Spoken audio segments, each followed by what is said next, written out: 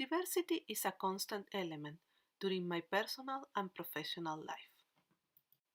I learned many lessons from my experience as a teacher and as a learner. One of the most significant happened at the beginning of my elementary teaching practice. I work in a Catholic school, only for girls. One day, my supervisor called me to her office. I was a little nervous when she told me that she wanted to talk about a delicate situation. Rosanna, for this upcoming year you will have Marian in your class. She's missing one arm, and I want to discuss with you how to work with her. I commented about how I can rearrange the classroom and encourage the other students to treat her with respect and help her during the class. That is exactly what we want to avoid. Try to treat her in the same way as any other. She's very afraid about being treated differently, and this is an issue at the beginning of every school year with the teachers. My time with Marian taught me many lessons. She was one of the most brilliant students I ever had.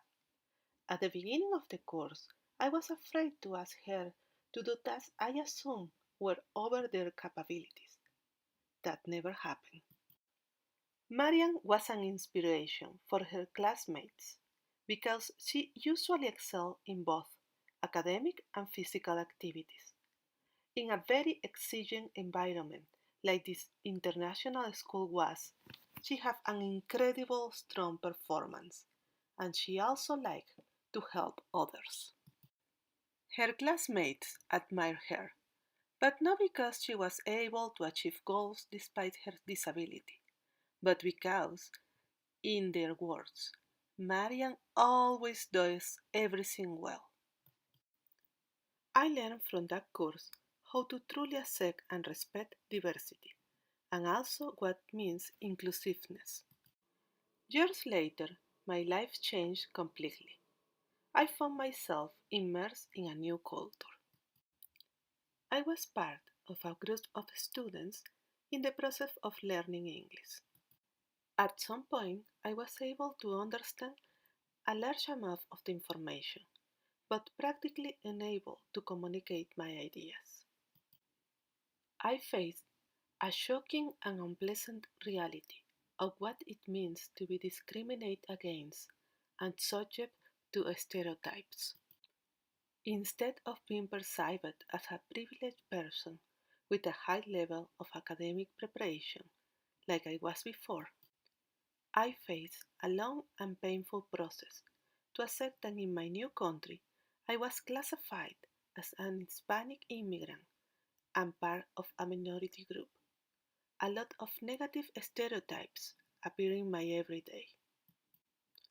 Now I understand why Marian was so afraid of being rejected, overprotected, or patronized.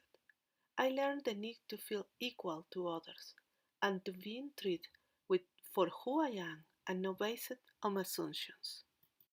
The approach I decide to use to confront this situation is to continue studying.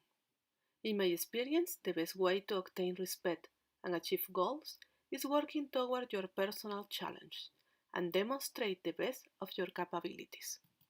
When you celebrate your differences and respect all others have to contribute, inclusiveness becomes natural and is part of the rewards. I am in the constant process to understand, accept, and celebrate my cultural and personal differences.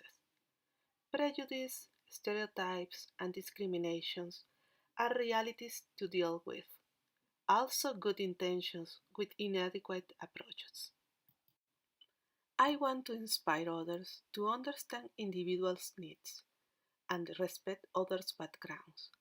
I know equality is a difficult goal to accomplish. Sometimes I am ashamed to find myself assuming the best ways to treat others based on previous experience or making assumptions about their needs or preferences. I know that good intentions are not always conducive to good results. As a teacher, I need to become a model of what I want to promote. I want to celebrate and respect cultural differences, enhance social inclusion, and inspire desire to achieve personal and academic goals.